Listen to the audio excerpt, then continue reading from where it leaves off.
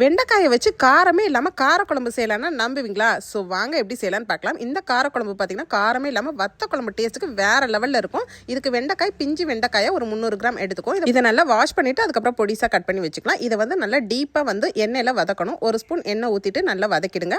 நல்லா லைட்டாக வதங்கும் போதே பார்த்தீங்கன்னா சூப்பராக இருக்கும். வெண்டைக்காய் நல்லா பிஞ்சு வெண்டைக்காய் அப்படியே இருக்கட்டும். அதில் குக்கிங் ஆயில் சேர்த்துட்டு சோம்பு வெந்தயம் ஒரு அரை ஸ்பூன் சேர்த்துட்டு ஃப்ரெஷ்ஷான கருவேப்பிலை போட்டுக்கோங்க.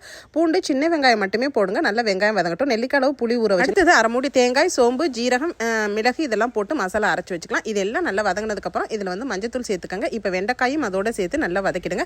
இது நல்லா வதங்கினதுக்கப்புறம் நம்மளோட வீட்டு குழம்பு மிளகாய் தூள் ஒரு 3 ஸ்பூன் சேர்த்துட்டு காஷ்மீரி சில்லி பவுடர் ஒரு ஸ்பூன் சேர்த்துக்கலாம். புளியை நல்லா கரைச்சி எடுத்துக்கலாங்க. அவ்வளோதாங்க. நல்லா கொதி வரட்டும். தேவையான அளவு உப்பு சேர்த்துக்கங்க. புளி கரைசலையும் சேர்த்துக்கங்க. நல்லா கொதி வத்துற ஸ்டேஜில் பார்த்தீங்கன்னா நம்ம சூப்பரான அந்த மசாலா அரைச்சி வச்சிருக்கோம் பார்த்தீங்களா, அதை சேர்த்துருங்க. அவ்வளோதாங்க. கொஞ்சம் கூட காரமே இல்லாத காரக்குழம்பு ரெடி ஆயிடுச்சு. இந்த வீடியோ பிடிச்சிருந்தா லைக் பண்ணி நிறைய ஷேர் பண்ணுங்க. தேங்க்யூ.